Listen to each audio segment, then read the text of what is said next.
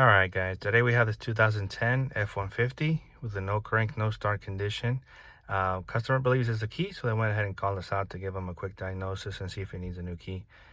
So first thing I do is turn on the ignition, see if that immobilizer light is flashing, which it is. That's giving a pretty good indication that there's something wrong with the immobilizer system. At this point, we're not entirely sure if it's a key, so we're gonna go ahead and read codes. I have them here already pulled up. As you can see, there's 2 codes stored in the PCM. So I'm interested in those. Let's see what it is.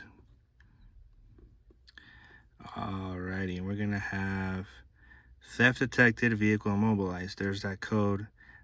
It's looking like it's probably gonna be the key, but we're gonna do a couple more checks just to make sure. All right, so we have our trusty KM100. We're gonna go ahead and try and see if the chip is reading on this key. Let's go ahead and read. Okay, it's not reading. Let's try it one more time.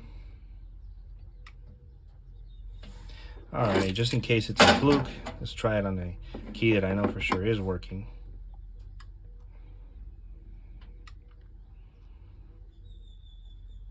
Okay, and it does read, so we know that the chip in this key is bad because we're not getting a reading from this. So we're gonna go ahead and make this customer a new key and get it programmed, see if that fixes the issue. All right, so my 508 is acting a little weird, so I switched over to the KM100. It's gonna try to program the key with this one.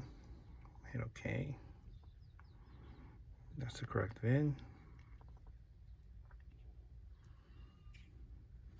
Be Ford, F-150, it's 2010, blade key. I hit yes. Email status scan. Make sure everything's communicating.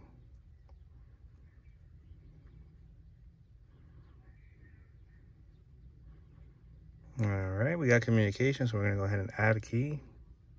Hit start. We're gonna hit yes. All right, the key's already in and the ignition is on, so we hit yes. This should be pretty quick. Learn keys 2.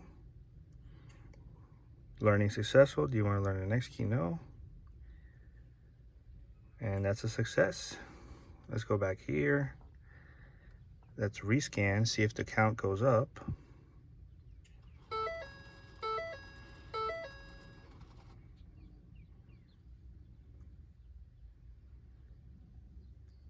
All right, now it says 3 keys on the number of program keys. That's just another way to confirm.